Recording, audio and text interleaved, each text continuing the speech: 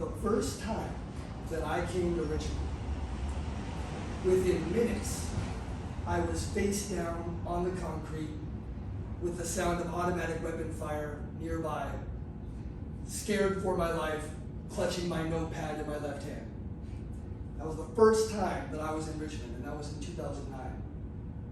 I fell in love with the place, and now I live there, and I raised 3 small children there, and my wife and I raised 3 small children there, and we're really happy about it. The beauty of that little story is that it, in some ways, was representative, obviously, of that space and time, but it's not so much representative of now. It's a teaching experience about understanding the complexities and the history of Richmond, which in my mind is the most exciting place in the Bay Area to cover. The most exciting place in a place chock full of exciting places. When I reflect on how far we've come from 2009 to now, it really boggles my mind. And sometimes, I can find myself relying on philosophers from far away to try to understand this. One of my favorites is Democritus, the 5th century BC philosopher who was prior to, he's pre-Socratic.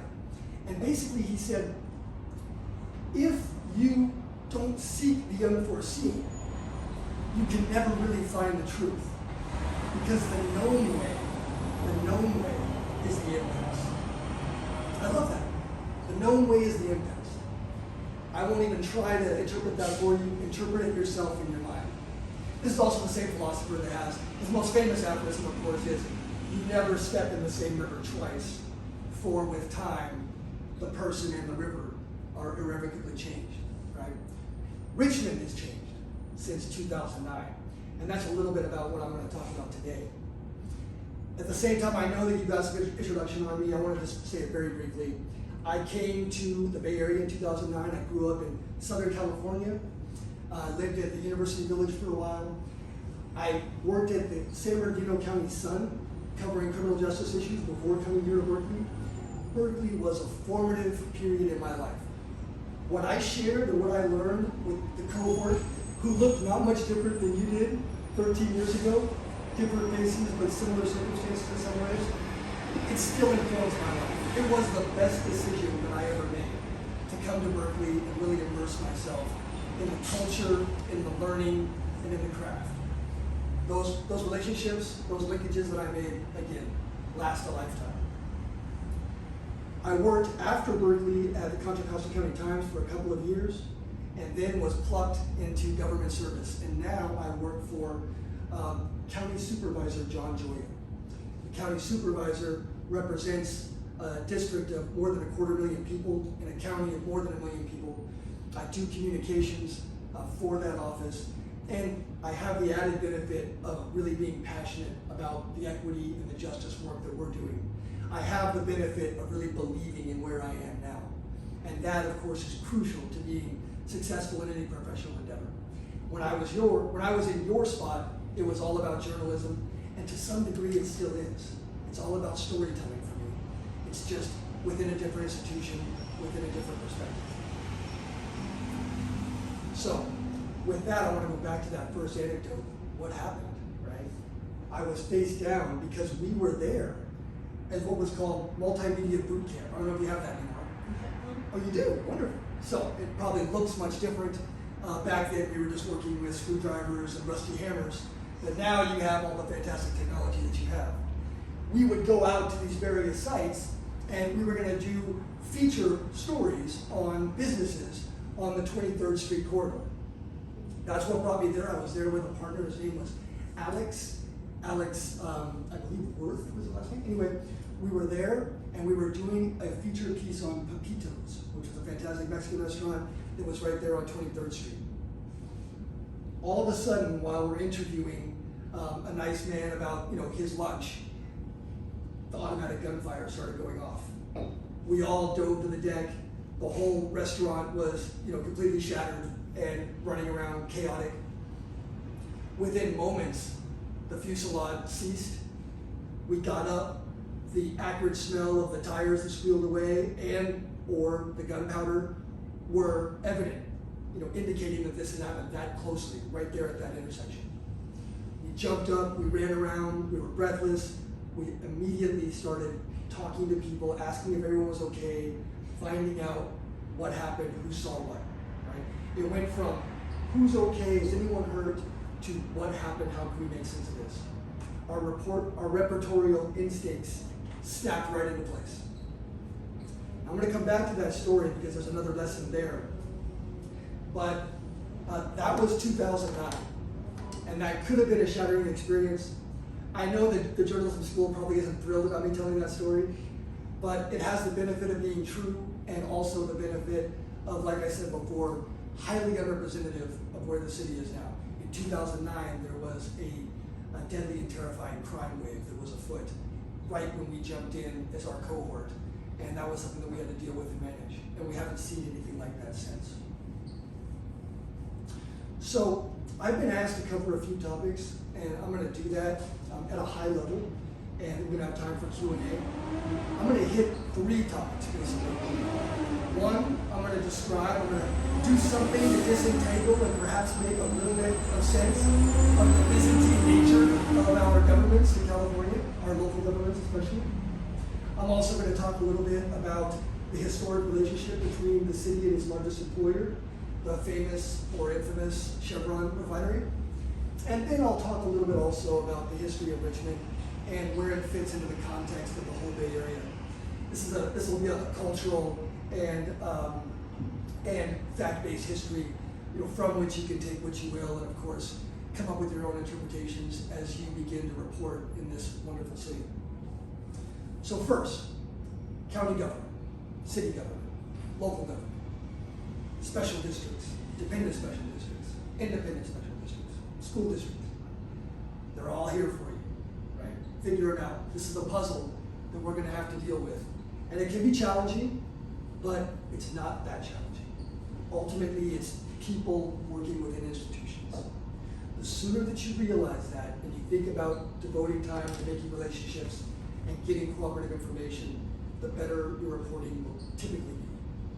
Now, down the road, you can take a different tack, but right now we're in understanding mode. We need to figure out what's going on so that we can find out where the information is that's needed and ask intelligent questions. I'll go from big to small all the same. We'll start with county government. I work for Contra Costa County. I should know a little bit about it, so I'll be able to share that.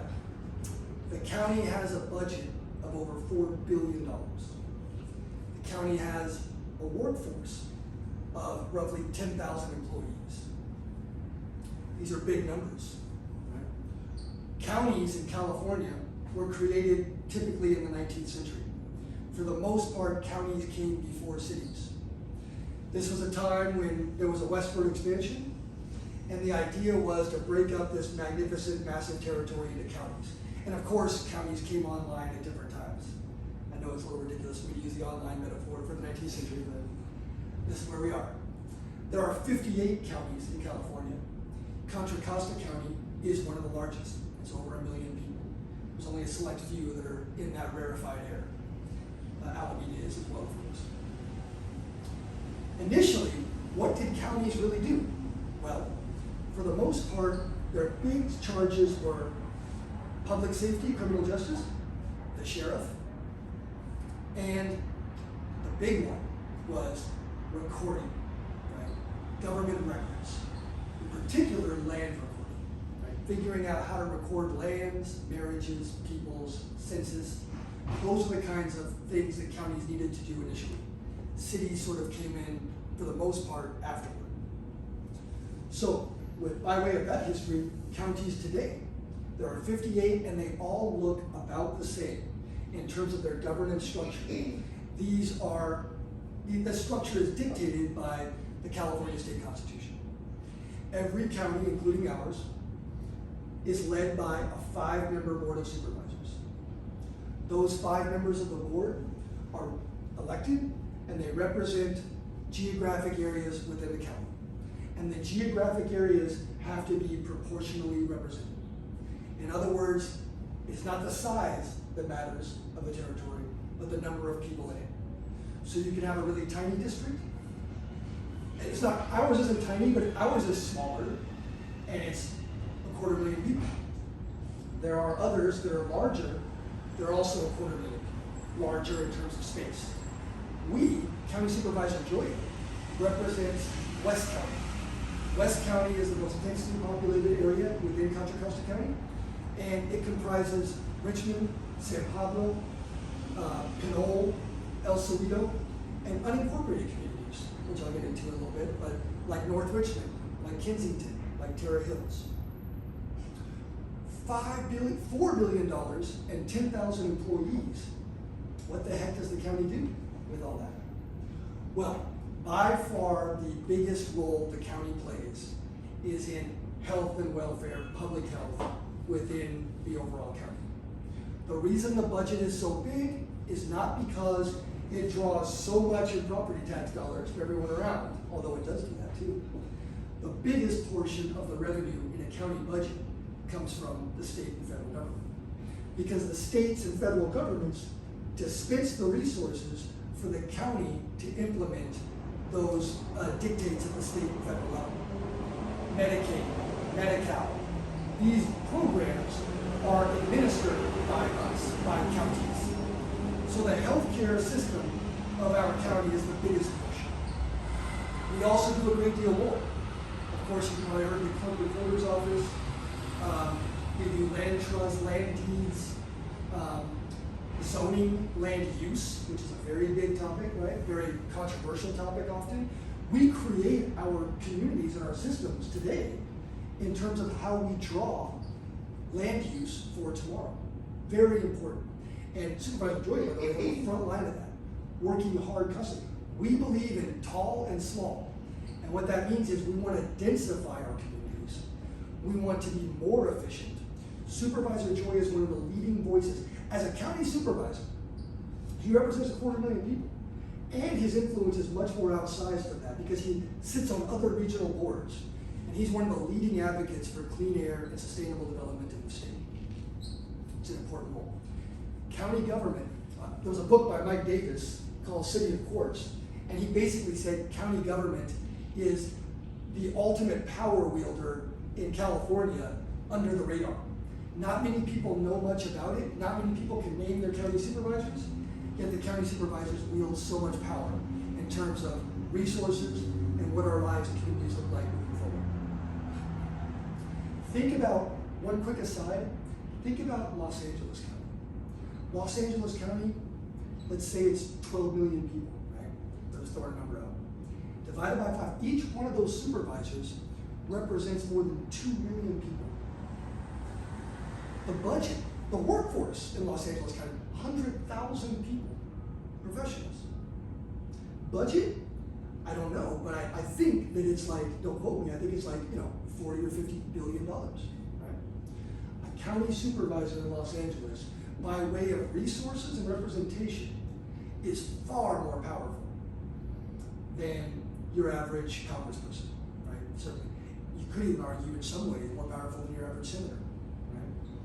In terms of, obviously there's no foreign component to what it is they do, foreign affairs, but in terms of impact in their communities, resources at their disposal, people whom they represent. Don't sleep on the county. It's a big deal. What else do we do? What else do we have? We have sheriff's departments for public safety. We also maintain the district attorney for criminal justice, public safety. We have hospitals. We have jails. Not prisons, the state runs prisons. We also have many assets in communities. Supervisor Joya, about 6 years ago, and I was a big part of this, I was very passionate about this. We got money in the budget to create a reentry success center in downtown Richmond. I encourage you to visit it, it's fantastic. The idea was way out there. No one thought that was possible. How can we use money from our criminal justice system to provide resources to get people just getting out of jail and prison on their feet and to reintegrate more successfully in their society? We created that program, we funded it, it's been a huge success since, driving down the recidivism rate, building our community from community members, right? Getting people on their feet. It's been a huge success, we've been really proud of it. It's another way that county government can be used innovatively to impact people's lives. There's no term limits in county government. Supervisor Joya has been in office for 24 years. He was just reelected with over 85% of the vote. We've done our research, and we do believe it's the highest margin of victory in the entire state this year, and also the highest margin of victory in county history. Braggadocio aside, he's done a great job. And it also proves that in this fractious, extremely tumultuous time, public service can work for people. We can restore the faith and the goodwill that's toward government, especially local government, where people have impacts and interactions on a daily basis.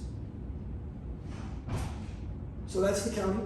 Oh, before I go on, I'll also point out interesting quirks in government and systems.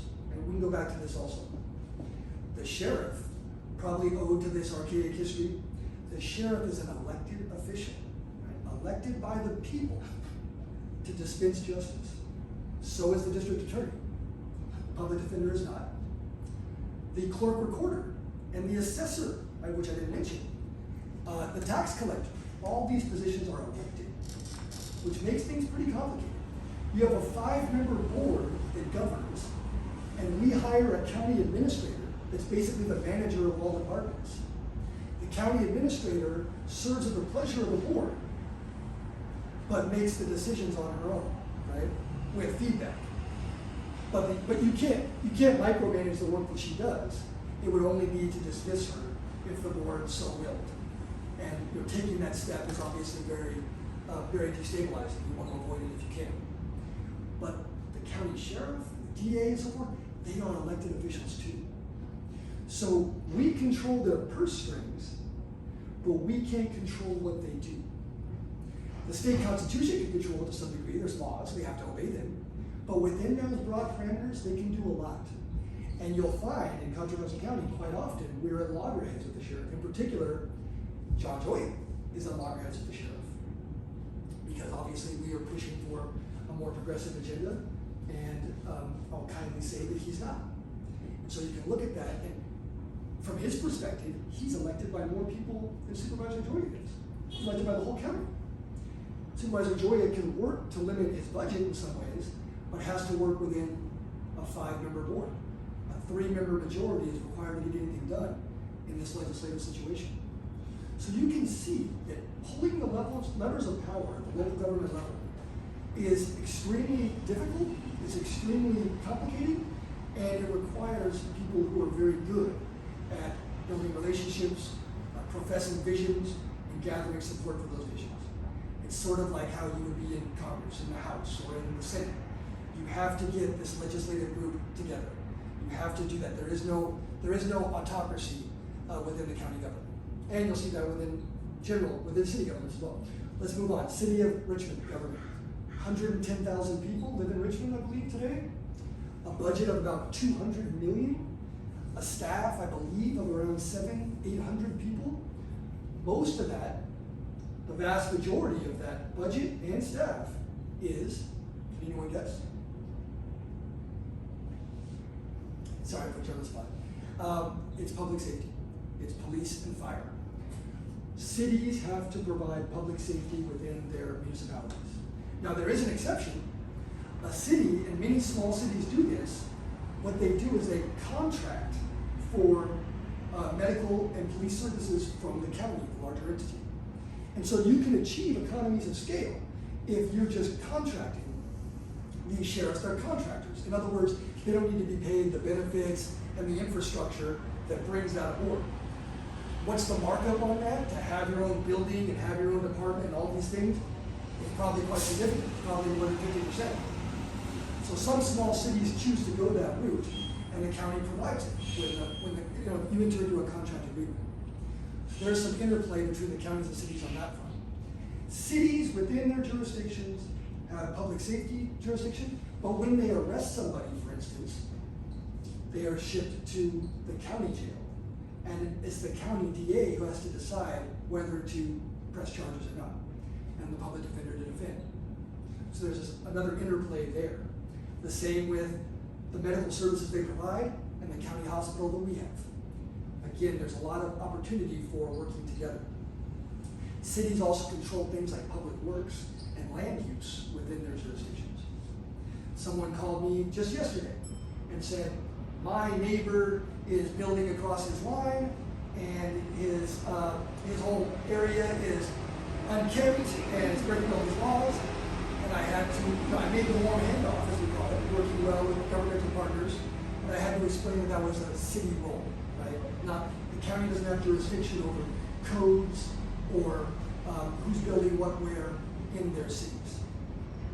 Now, one thing that counties do within cities that's interesting is health and safety. And that isn't, like, for instance, when it comes to county or when it comes to restaurant safety, it's the county agents that are going in there to make sure that the food safety is up to par, right? That's not a city function. The city of Richmond, all cities can be different. They can modify their charters as they wish. In this city of Richmond, they happen to have a 7-member council, and they have a city manager, and they have a police chief and a fire chief. And the difference is, the big one, that police chief, for instance, works for that city manager, who works for that city council. So a police chief has a great deal less autonomy than a sheriff in a county. A police chief is a hired hand, is dependent. The council or the city manager can dismiss them at any time. Right? They're another department head rather than the elected official. In our country and in our federalist system, it can't be overstated how powerful it is to be elected by the people in your community, and all of the pomp and power that comes with that. You know, as an aside, when I first started in 2009, we had a brief on governments, and one of my classmates, she was in Greece. She said, "Wow!" You know, she was looking at a ballot, and it had all these things to vote on, and it's a state all the way down.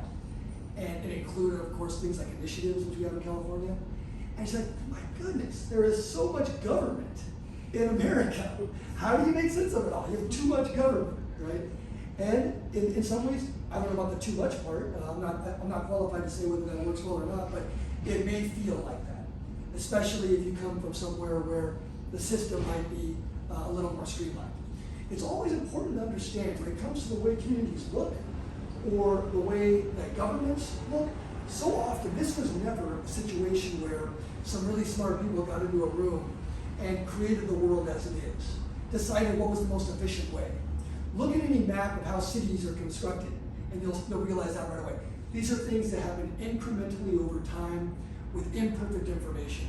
And obviously, a lot of things like biases, racism, classism, baked into those systems. And that's part of what we are all working to improve, enhance, expose, educate about, and so on. But it's really important that this idea of incrementalism and how we got to where we are, I think it's probably applicable almost anywhere, but it's particularly applicable here in the topic that we're discussing. So she was flabbergasted at all this government, and the beauty was all of her American classmates were as well. She wasn't alone. I'm going to go to the next one, school districts, right? Shockingly, cities and counties don't run the schools. They have another government. A school district has a board that governs it. They hire a superintendent. You see there's a pattern there in this model where a board of elected officials hiring an administrator or manager. The school district does that. The vast majority of the school district's funding comes from the state by way of property tax. There's a whole long discussion on Prop 13 that I won't go into. I'm sure that Dita and Christine know all about that as well. Special districts. Dependent and independent special districts. What? What's that, right? Well, as you may or may not know, there's a government that runs our East Bay Regional Parks. It's called the East Bay Regional Parks District. There's a board of elected officials. They get funding from assessments, property taxes, the state. They have it's a director, is what they call executive director, is what their administrator is. That would be an example of an independent district. Same with BART, right? That's a big one. BART has a tremendous amount of funding, tremendous amount of power, elected board, a director, and they run that transportation system. They get funding from the state, they get funding from the feds, they get funding from rider fees, and so forth, right? All of these have pie charts that have a great deal of funding, oftentimes in very small slivers. diversity of funding. It's never as simple as it all comes from this. The simplest might be the county. It might be the county at nearly half coming from the state and federal government to provide public health and welfare care. Dependent special districts, we have a bunch of those in the county, right? What do those look like? Well, for instance, in a district where I used to work called North Richmond, unincorporated community, there was a big median down the main corridor. And that big median and all the street around it needed some special attention. And people around there created a dependent special district. Oh, by the way, the housing authority is one as well. They're dependent because the county's board of supervisors is their governing board. But on that special district one, what they do is they levy a fee on nearby property owners. They've created bylaws, they've created a governing document, and those funds maintain that median. And that goes on all over the place. There's plenty of them in Berkeley as well, where you create it's a way of dicing up the responsibility. There are some who think this is not a good approach, by the way, right? It has a smack of privatization to some degree. But they create districts where these resources are and whose charge is very limited in scope. Maintain this, do this. Sometimes there's special districts for additional policing services. That happens as well. It happens anytime a group of people get together and they decide they want to create this new governing body and they want to levy fees or taxes on themselves to do it. That's a flavor of the complexity of government. I'm obviously not going to talk about the assembly in the state or the state senate or the governor's office or any of that. But it's amazing the amount of, in one way, the amount of resources we have available to us to learn these things is tremendous. On the other way, it has it obviously has that effect of the proverbial drinking from a fire hose, right? It's hard to get it all in sometimes at first, but you work with it. It's complicated, but we need to know it in order to accurately and intuitively and intelligently report on our communities, whatever those communities are. I'm going to go now into a little bit about the city and its most illustrious, largest employer. Chevron, right, is in the city of Richmond. It looms over everything in Richmond. As an aside, when I taught this course in 2014, as you already probably know about, Chevron went on a rampage to wrest control of local government back from the progressive forces and create a new vision for their future and to take over, right? They did it with blatant power spending, blatant power moves. And the young Charge of Richmond Confidential took that on admirably, and as you know, it caught the attention of Bill Moyers and Rachel Maddow and the LA Times columnist called Richmond Confidential at UC Berkeley, the most important journalism that was going on anywhere. And I love that. I always kind of hold up that beacon because it shows you the power of what you can do here at UC Berkeley, at this journalism school. And with the incredible grant from, I believe, from the state, right? The sky's the limit. Who knows where this goes? But this school is an important asset in the community. What you do here matters greatly. Chevron in the city, 1902, as the story goes. John D. Rockefeller, you may have heard of him, industrial titan of the 19th century, created a company called Standard Oil. Integrated process, controlled railroads, controlled all the different components of the refining process, and had a monopoly, the strength and size of which we probably have never seen since. Although maybe you could argue that Facebook and especially Facebook might be approaching that in terms of their projection of soft power. But that's another story. John D. Rockefeller himself made the Herculean trek across the country. I don't know how Herculean it was. It was 1902, but he had all the best accoutrements at the time, and he staked out his claim on that beautiful bluff, looking over the bay. It's really incredible how beautiful our Bay Area is, its natural beauty. And it's also incredible how some of the most notorious institutions that we have occupy some of the best spots. I'm referring not only to Chevron at this incredible spot, but also, you may know where San Quentin is. Whew, it sure would have been a nice beach, right? But as it may, they got there first, and they planted that flag, which was a very 19th century thing to do. He created it in part because there was railroad systems, railroad infrastructure, and other refining infrastructure already available in Richmond. And it had the natural endowment of being a deep water port in a beautiful spot. Right? It had all these natural advantages, and they chose wisely in terms, I imagine, of advancing their business. Soon after, Standard Oil was broken up. It was a Sherman Antitrust Act, I believe 1905, and they created, it was called the minis or something along those lines. And one of them became Chevron, and that's where we are today. Today, this refinery is still the largest employer in the city, and it is by far the biggest single taxpayer. It pays utility users tax, it pays property tax, and it pays an assortment of other fees as well. And it also pays taxes to other governments. I didn't even get into associated governments, which would be like, there are regional government bodies that come together, they create JPAs, Joint Powers Authority Agreements, and they come together and they do things like, you probably heard of the Bay Area Air Quality Management District. This comprises various governments, leaders from their elected officials of various government, Supervisor Joey sits on it as well, and they regulate air quality. There's one in Southern California that does a tremendous job as well. And they've made our air appreciably much better than it was by cracking down on industry for the most part, and also advancing technologies, investing in clean technologies and so forth. But Chevron has the power because they pay the biggest portion of the sales tax. I'm sorry, the utility usage tax, and the tax in general.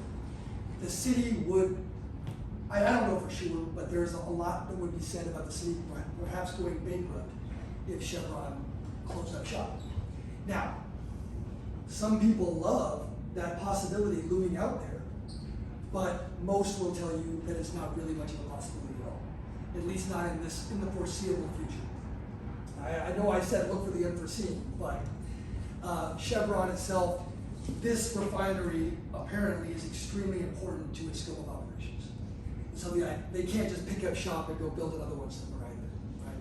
It's very vital. They have one else they've got to do as well. Also, you may know, the Bay Area in general, Contra Costa County in general, I should say, has been known as the refinery belt. Chevron is not the only one. There are 4 or 5 refineries up the Delta, and it all owes to this, this propitious geography that allows for these ships to come in and out, and also to serve the entire United States via the rail network that was installed, again, a century ago.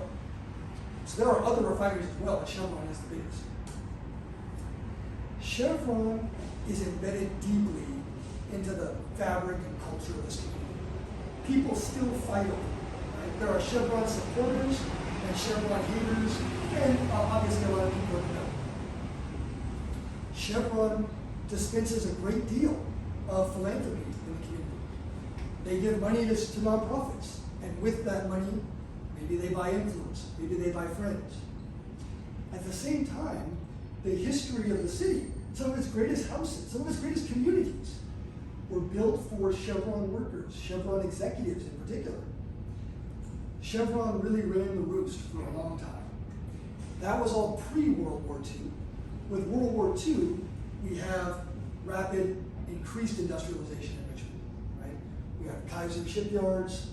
We have a tremendous influx of people from all over the country coming to work at these jobs. The home front and the industrial legacy of Richmond is very much a part of the marrow today, and it can't be overlooked when you're seeking to understand the community and its culture now. Similarly, Richmond's social and economic problems stem from that same run-up. As it came down, the deindustrialization process was extremely hard on the community, and in particular, extremely hard on some communities more than others. And I'm speaking most directly about African American communities who came here, got great jobs, had a standard of living and a standard of status, which is so important, right? We know a lot about poverty today, and we know that a huge part of it is mental as well as physical or economic, right? To be pushed down, to see as though others are able to seize opportunities to a greater degree than you are, is in some ways just as noxious as not having a paycheck, right? And that kind of thing happened in Richmond to a great degree, and we had the fallout of that deindustrialization was chaos, was in some ways almost an internal civil war, at the local level. I don't want to demean that phrase because it's so big and it means so much in other parts of the world. But in this city, thousands of people were murdered over a period of 40 or 50 years, right? So the toll cannot be overstated. Almost every family that you talk to that's been in Richmond forever has lost somebody at some time. That's incredible.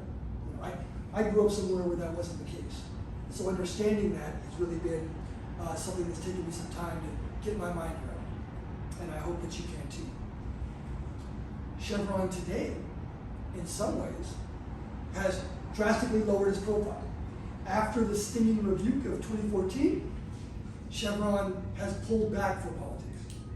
Now, a big part of this was prior to 2014, Chevron funded all the political officials, right? The whole time, from 50s, 60s, 70s, 80s.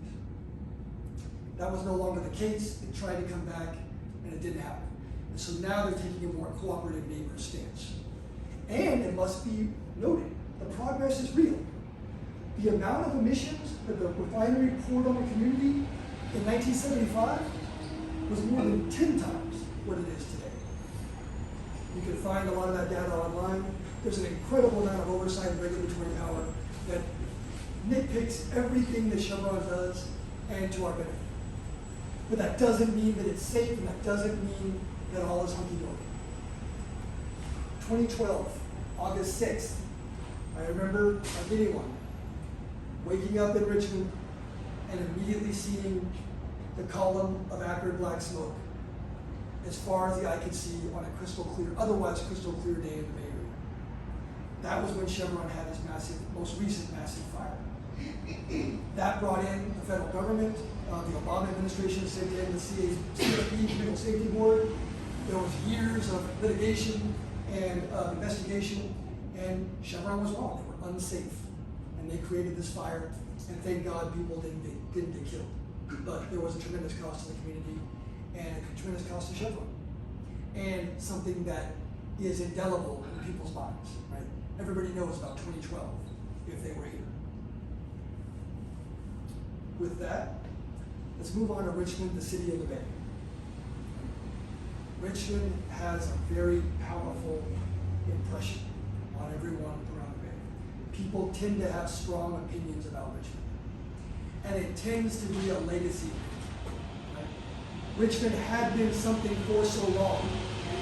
Richmond had been a place beamed on their nightly news with violence for so long that it truly adopted that caricature in the minds of everyone around. And to some degree, it infected even the people there. We know how powerful stories are, how powerful people are, how powerful it is to see these images. And they don't go away. Right? They live in our subconscious, and they affect Richmond's legacy today. There was I encourage you to look it up. Christine, you work at the IRP, you probably have access to it. 1982, 60 Minutes came to Richmond.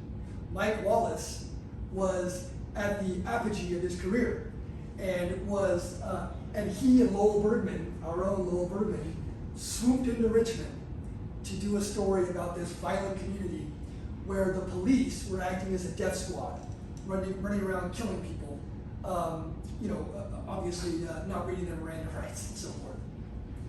It was called The Cowboys versus the Cowboys or something. The Cowboys was the name of this goon squad that operated within the Richmond Police Department at the time.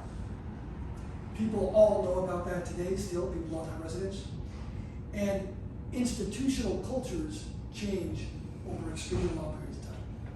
It takes everyone to go before you get it. Now, I'm not saying the Richmond Police Department is infected with that culture today. In fact, I think in some ways quite the opposite. The police department is doing pretty well. And there's a story about the police chief who came in the mid-2000s and started turning things around. And the biggest reason we was able to turn it around was more than anything else. It's never what I tell you or what I order someone to do. It's whether the people in my organization, if their hearts feel a certain way. And obviously 1982 was a long time ago, and almost no one remains from that period. Now they pass things on over time, but it dissipates.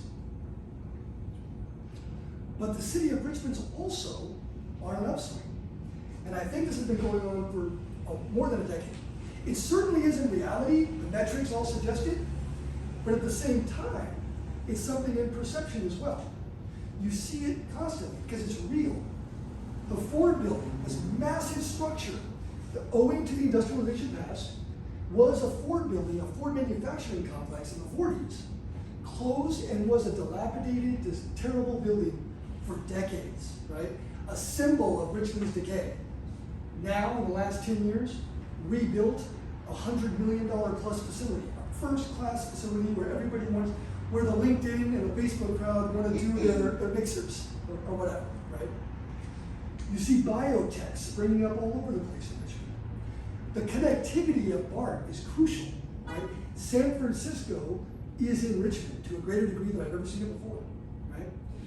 There are people, there's an influx of social and real capital in Richmond that is much different than what has ever happened before. That insularity is in some ways gone. Now, as communities rapidly change, that creates upheaval and it creates disillusionment as well. There's cost to all of this. You're probably all familiar with the word gentrification, which is bandied about and has taken on its own definition in popular colloquialisms. But that is part of Richmond's story now as well. At the same time, Richmond is blessed with these incredible natural jewels. The longest shoreline in the Bay Area, great parks, great shoreline parks, bridges, infrastructure, a BART station, all of these things, a downtown that's breathing in new life, a diversity of housing. There's some in the marina, there's some in Point Richmond, there's some in the hills, there's some in the flatlands, there's some in the north and east, all of it. It's a community of neighborhoods. Richmond's political system recently changed. Fantastic, maybe not, but change is interesting. Forever, Richmond was an at-large city council, which meant that every council member was elected at large. It was just winner take all. Whoever gets the most votes, the first 3 or first 4, whatever, they take the spot. Now Richmond has changed. It's changed its charter to be district elections. Now each representative represents a single community. And there are, now put your political science hats on, and there are benefits and costs to that as well. Right? On the one hand, you have a representative that's directly for the needs of your community, your block, your neighborhood. On the other hand, having those variegated needs could make it more difficult for council members with all different stakeholders to please being able to work together. So on the one hand, maybe your neighborhood's needs are better met, but on the other hand, maybe the overall city's best benefit could take a back seat, especially if the initial benefit of that overall investment might only be seen in a particular community. People say they got theirs, we're mine, right? That's a big part, that's politics. And people who are able to do politics well are able to bring people together, despite those circumstances. But that particular structural shift is very profound, and it means a great deal for how Richmond is governed and what its future is going to look like. Richmond is, in my mind, the place to be in so many ways. This is one of the most culturally and ethnically diverse communities in the world. Right? Certainly, I should say that, in the United States. I do know that. It's probably, what I said before is probably true also. But it's really amazing. I won't break down the demographics, but look them up. It's fantastic. You have an engaged citizenry. You have incredible diversity. You have sophistication. You have, of course, like I mentioned before, new industries moving in. You have neighborhood councils that are active, that are funneling their energies into the city council as well. You have a much safer community, right? It's a place that was, when I first came here, notwithstanding the earlier story, there was a park called Nevin Park downtown. And some of my colleagues didn't want to go there. And, at first I kind of brushed that aside and all I'd been working in San Bernardino as a professional journalist before this. I was familiar with it because the park was a dangerous place. I would understand that. If my family member didn't want to go there, I would get it. There was open drug dealing occurring everywhere. Right? This is right by the Kaiser Hospital. Today, that park is a great place. I take my own son and daughter there. It's wonderful. Right? That's a real change in people's lives.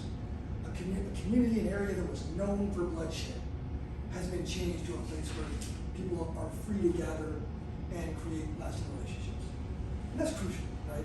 As some of us know, if there's chaos in your community, to whatever degree that is, real, perceived, what kind of advancement, what kind of politics can take place if you feel as though you're in a war zone? And that was how people felt before. And I suspect, my theory is, that a part of why Richmond is in a better place now is people are able to work together because they're able to breathe again to some degree. And that kind of feeling of safety and health and a reduced level of trauma can't be overstated. So with that, I want to finish up on the anecdote that I said earlier, and that is, I was down there on the ground, the bullets were flying, and we got up to it, and what I had learned later, 3 years later, in fact, I was sitting in a courtroom, and there was a trial going on for a young man named Joseph Blacknell. You could find him, and his nickname was Fat. And he was alleged to have been the leader of a gang of schoolboys, basically, right? Who, what I mean by that is teenagers, who were heavily armed with automatic weapons and laser sighting. And they were called the Beam Team. And they were, prosecutors alleged, they were responsible, with him the leader, they were responsible for dozens of murders in 2009.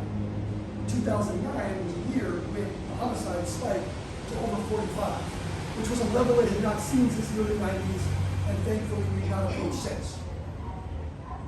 And during testimony, there was even an allusion to that day in September of 2009 of a shooting that occurred, intending the victim to be a rival, but missing him, thankfully, and thankfully missing yours truly as well. I put those together. That's what that was. Joseph Blacknell was convicted of some of the murders, not all the ones that were alleged by the prosecutor. And he granted me, since I had been sitting in that room for the whole trial, in my work at Richmond Commerce for the J School. At the time, it was a Ford Foundation grant that let this happen. And he granted me the jailhouse interview. And next thing I know, I'm walking through the metal detectors at Martinez Jail, down the dark corridors, dank corridors. There's a water seepage problem. It's a concrete, brutalist architecture from the 50s or 60s. And I'm led into the room, and there he's standing with his yellow suit on and a 2-inch plexiglass. And he has his fist right there in the window for me to reciprocate.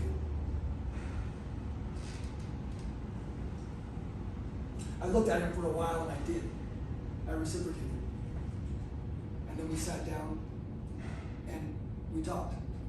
And that went on for 40 minutes or so, and I wrote a story about it. There were no great revelations.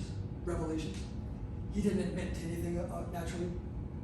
He was concerned about his appeal, and he wanted my story to be one that was focused on his family and the injustice of his incarceration and so forth.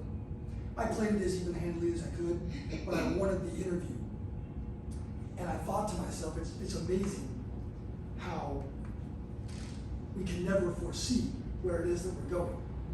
I could have never foreseen that day when I was face down on the concrete that I would be there talking to the person who may have been behind the trigger that day.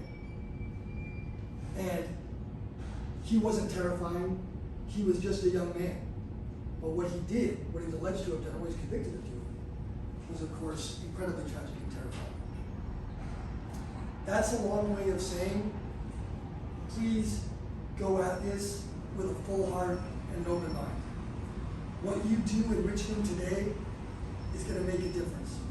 Act like what you do makes a difference, because it does. It'll make a tremendous difference on your own life, and maybe if you do some good work, even on the lives of many of the people that you touch. So you're in a great place. I hope that you're grateful for this opportunity at UC Berkeley. I know I was, and I'm more so with every year I have to reflect on it. And I'm really, really excited to see what it is that you accomplish.